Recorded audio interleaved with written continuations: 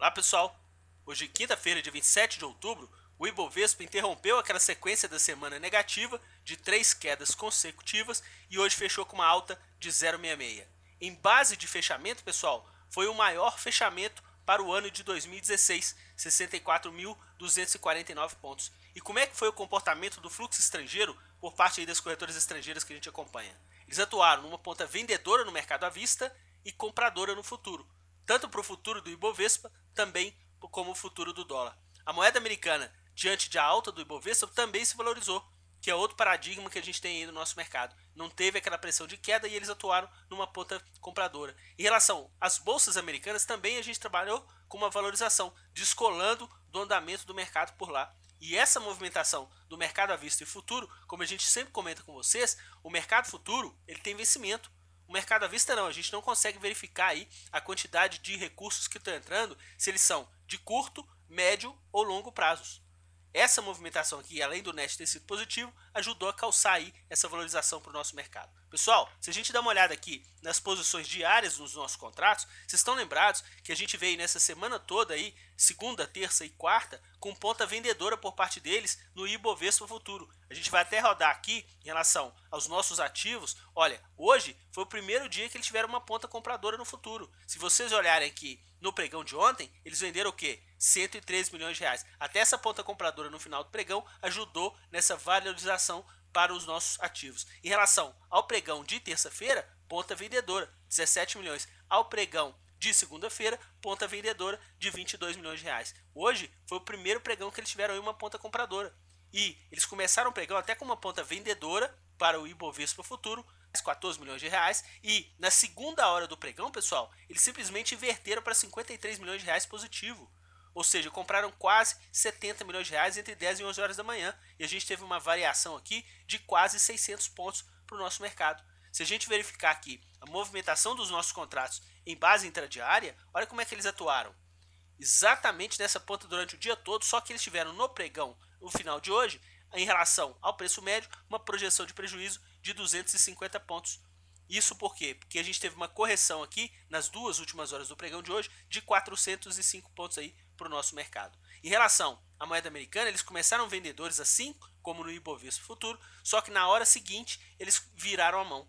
E essa virada de mão, inclusive, não foi acompanhada pelos preços. Os preços, inclusive, marcaram o quê? Uma mínima em base horária às 11 horas da manhã, 3.134.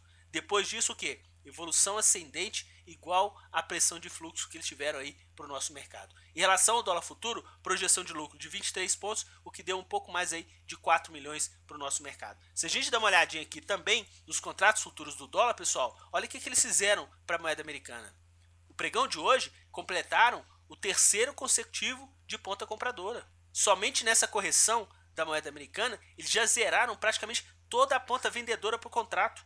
O contrato vai se encerrar aí no pregão de segunda-feira. Amanhã a gente tem aí praticamente o último dia de liquidez para esse contrato e eles já simplesmente já colocaram no bolso, inclusive uma projeção de lucro para esse contrato de 40 milhões de reais. E ainda resta ainda 2 milhões de reais de saldo de ponta vendedora para esse contrato. Aproveitando que a gente está comentando com vocês aqui a esse contrato aqui, o contrato X que vai vencer, pessoal, o dólar Z que vai vencer aí no final de novembro, a gente já está começando a ter liquidez por parte deles nesse contrato.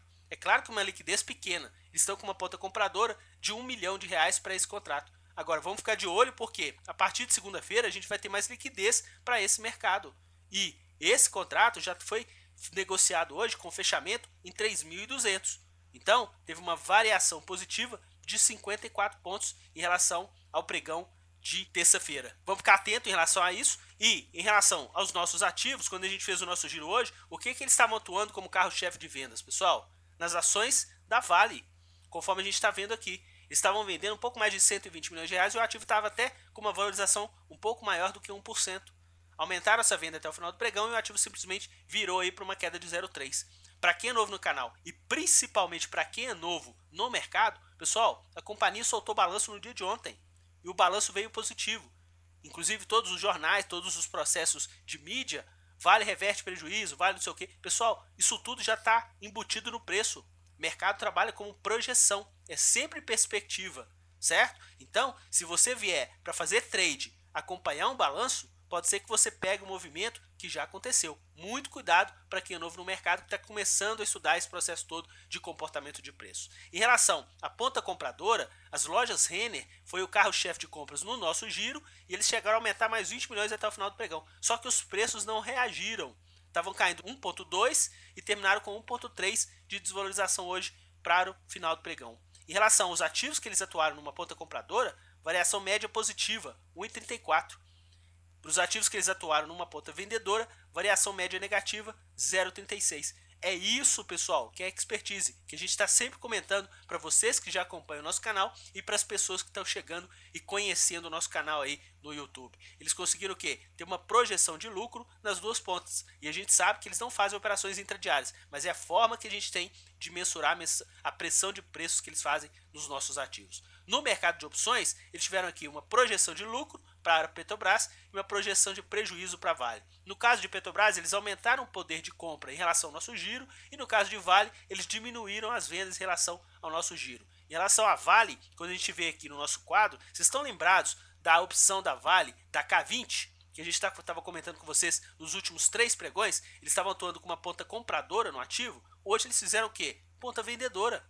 700, pouco mais de 700 mil reais e a opção se desvalorizou 7,74%. Pessoal, a gente não está nem comentando aqui de estratégias do mercado de opções, que era bem complexo, mas aqui a gente pegou simplesmente o principal. A gente pegou aqui que eles estavam fazendo uma pressão de compra nesse ativo nos últimos 3 pregões, teve uma variação bem expressiva de alta e hoje eles fizeram uma possibilidade de quê? De venda e o ativo teve o quê? Uma variação negativa para o nosso mercado. Em relação ao geral de Petrobras, eles tiveram lucro nas duas pontas, tanto de compra quanto de venda, e no caso de Vale, eles tiveram um prejuízo maior na ponta compradora, que não deu para ser compensado aqui por essa ponta lucradora de ponta vendedora.